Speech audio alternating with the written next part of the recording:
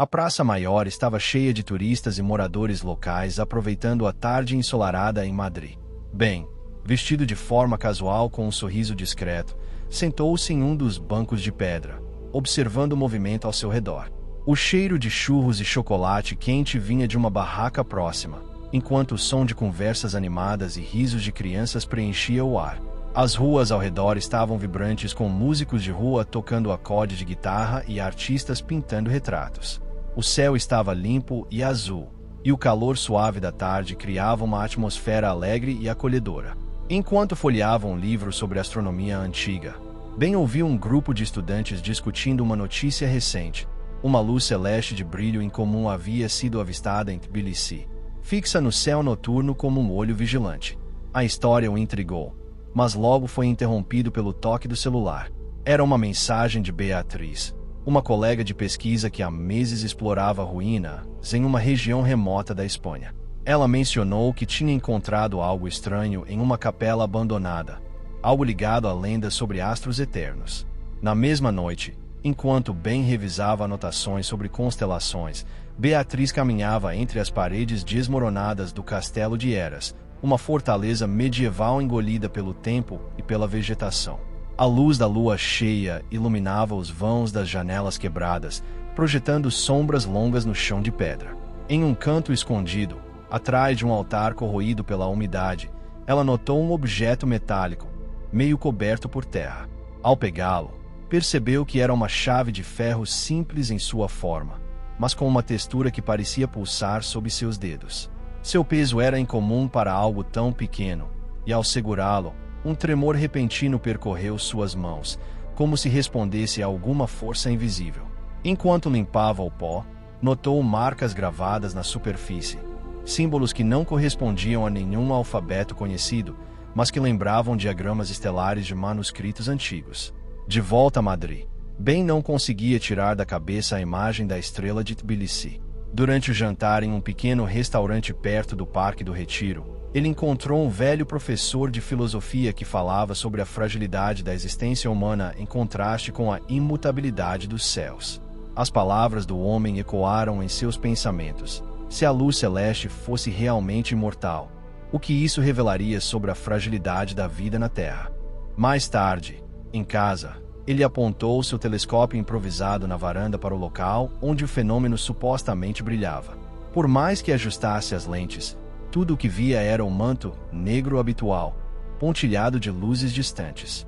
Frustrado, desistiu e foi dormir, apenas para sonhar com uma enorme passagem feita de madeira escura e retorcida, trancada por um mecanismo que parecia estar esperando exatamente o artefato encontrado por Beatriz. Na manhã seguinte, Beatriz enviou uma foto do objeto por mensagem, acompanhada de uma única pergunta: "Você já ouviu falar de um lugar onde o céu e a terra se tocam?" Ben, reconhecendo os símbolos como parte de um código astronômico estudado em seus livros, respondeu com a localização de um observatório abandonado perto de Tbilisi. Enquanto digitava, um pensamento o assustou. E se o artefato não abrisse apenas uma porta física, mas também um conhecimento proibido sobre a natureza do tempo? Sua pesquisa sobre civilizações antigas mencionava rituais que conectavam objetos terrestres a eventos celestiais, mas ele sempre considerou isso simbolismo. Agora, diante da persistência da estrela em permanecer visível, surgiram dúvidas. Talvez a resposta estivesse na interseção entre o tangível e o imaginado, um espaço onde ciência e mitologia se fundiam. Enquanto isso, em uma sala mal iluminada de um museu em Varsóvia, um homem de sobretudo escuro examinava registros de artefatos roubados décadas atrás. Entre as descrições, uma nota sobre uma chave de ferro com inscrições estelares chamou sua atenção. Ele anotou as coordenadas de Tbilisi em um pedaço de papel, murmurando algo sobre uma convergência inevitável. No mesmo instante, em um café de Paris, uma mulher com um vestido turquesa escrevia em seu diário: "Eles estão perto, mas não sabem que a passagem já está entreaberta." Fora da janela, o céu permanecia claro, mas em sua mente, a estrela de Tbilisi brilhava como um aviso silencioso. Ben chegou a Tbilisi ao amanhecer. O ar úmido carregava o cheiro de folha seca e terra molhada. O observatório abandonado ficava nos arredores da cidade. Uma estrutura cilíndrica de concreto rachado, com uma cúpula enferrujada que rangia ao vento. Beatriz o aguardava no pé da escadaria, a chave de ferro pendurada em um cordão no pescoço. Ela apontou para uma placa quase ilegível, onde restos de inscrições em georgiano antigo sugeriam que o local fora construído sobre um templo pré-cristão dedicado a divindades celestes. Enquanto subiam os degraus, o som de corujas ecoava no silêncio e a luz da estrela imortal, visível mesmo de dia, parecia guiá-los como um farol pálido. Dentro do observatório, a poeira dançava em feixes de luz que atravessavam rachaduras nas paredes.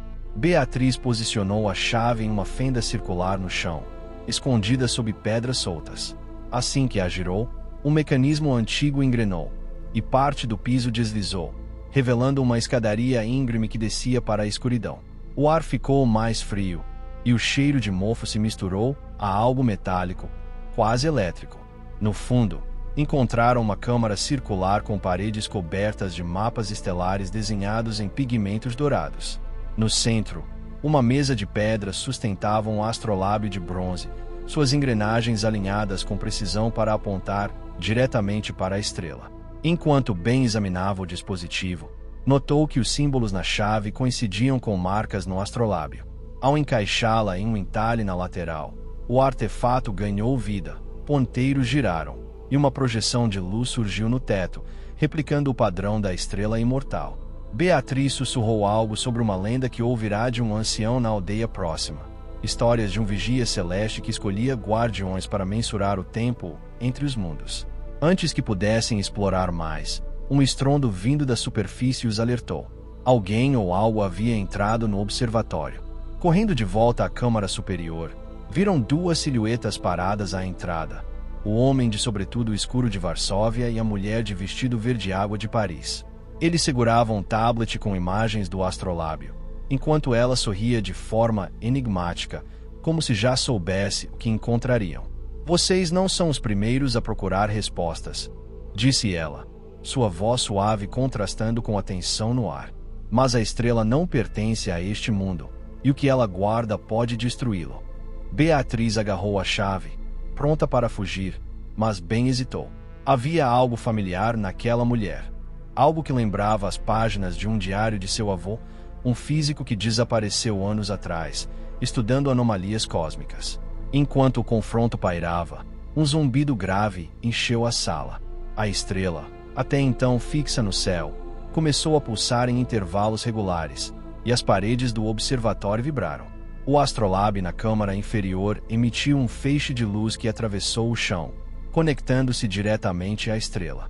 Por um instante, Ben vislumbrou formas dentro da luz, rostos, cidades, paisagens impossíveis, e uma voz sussurrou em sua mente: a passagem só se abre para quem aceita a carga da eternidade. A mulher de verde recuou, murmurando sobre consequências, enquanto o homem de Varsóvia tentava fotografar inutilmente o fenômeno. Quando o feixe se dissipou, a estrela havia sumido do céu, deixando apenas um vazio negro onde antes brilhava. Na confusão que se seguiu, Beatriz e Ben escaparam pelos fundos. A chave agora estava quente ao toque. Correram até o rio Mambari, onde um barco os aguardava, arranjado por Beatriz dias antes como precaução. Enquanto remavam para longe, ela revelou ter encontrado registros de outras chaves em museus da Ásia Menor, todas com os mesmos símbolos. Não é uma passagem, disse ofegante. É uma rede, e nós somos apenas peças nela. Ben concordou, mas guardou para si uma descoberta. O astrolábio projetou não apenas a estrela, mas também coordenadas de locais ao redor do globo, incluindo Madrid, Varsóvia e Paris. Alguém, em algum momento, havia planejado aquilo. E agora, sem saber, eles tinham dado o próximo passo em um jogo antigo demais para compreender. Ben e Beatriz chegaram a uma cidade antiga na base dos Montes Magros, onde as ruas de pedra eram ladeadas por portas de madeira desgastada e jardins escondidos atrás de muros altos. Seguindo as coordenadas do astrolábio, encontraram uma biblioteca subterrânea sob um rana abandonado. A entrada era por um poço seco, e a chave de Beatriz abriu uma passagem secreta atrás de uma tapeçaria desbotada. Lá dentro, pilhas de pergaminhos e livros encadernados em couro enchiam nichos nas paredes, e o ar estava impregnado com o cheiro de tinta antiga e especiarias. Um homem idoso de barba branca e óculos redondos surgiu das sombras, segurando um mapa estelar desenhado em seda. Vocês buscam a verdade, disse, mas a verdade é um labirinto sem saída. Enquanto o homem, que se apresentou como Armin, explicava que a estrela imortal fazia parte de um sistema de portais criado por uma civilização perdida, Beatriz folheava um diário contendo anotações sobre experimentos com luz e tempo. Ben percebeu que as equações rabiscadas nas margens lembravam as teorias de seu avô, mas ampliadas, como se alguém tivesse testado os limites da física conhecida. Armin revelou que cada chave correspondia a um portal, mas apenas aqueles que carregavam uma pergunta sem resposta podiam ativá-los. A estrela não é um objeto, murmurou. É um reflexo de algo que existe além do véu. Antes que pudessem fazer mais perguntas, passos ecoaram pelo poço acima. O homem de sobretudo escuro e a mulher de verde água tinham seguido suas pistas até ali. Enquanto Beatriz e Armin discutiam como proteger os documentos, Ben notou que a estrela havia reaparecido no céu noturno, desta vez mais brilhante e próxima. O chão da biblioteca começou a tremer, e os pergaminhos voaram como pássaros assustados. A mulher de verde água desceu as escadas, segurando um fragmento de espelho que não refletia a sala, mas sim um deserto infinito sob 3 luas. Vocês não entendem, disse com urgência na voz. A passagem está se abrindo, e não há como fechá-la. Mas Armin interveio. Puxando uma adaga de sua túnica, ele a cravou em seu próprio pulso, deixando seu sangue cair sobre a chave de Beatriz. Imediatamente, as inscrições na lâmina brilharam, e um vórtice se abriu no centro da sala, revelando uma paisagem alienígena de torres cristalinas e rios de luz líquida. A pergunta que carrego, sussurrou, é se o sacrifício de poucos pode salvar a ignorância de muitos. Antes que alguém pudesse reagir, ele se lançou no portal, que se fechou com um estrondo. A estrela lá fora parou de pulsar, fixa novamente como um olho impassível. Nos dias seguintes, Beatriz e Ben tomaram caminhos separados. Ela viajou para a Índia, seguindo rumores de uma estátua que chorava luz estelar. Ele voltou para Madrid, determinado a decifrar os diários de seu avô. A mulher de verde água enviou-lhe uma carta anônima. A resposta está no silêncio entre as batidas do seu coração. O homem de sobretudo escuro foi visto em um museu em Istambul, estudando uma réplica da chave. E a estrela, embora menos intensa, permaneceu no céu, não como um fenômeno, mas como uma promessa. Em uma noite clara, Ben apontou seu telescópio para o espaço, pensando se Armin estava certo. Talvez a imortalidade não fosse uma bênção, mas um fardo destinado a poucos. Ao ajustar as lentes, viu algo novo, uma segunda estrela menor aparecendo ao lado da primeira. Dessa vez, não havia dúvidas. Elas piscavam em sequência, como um código. Ou uma pergunta.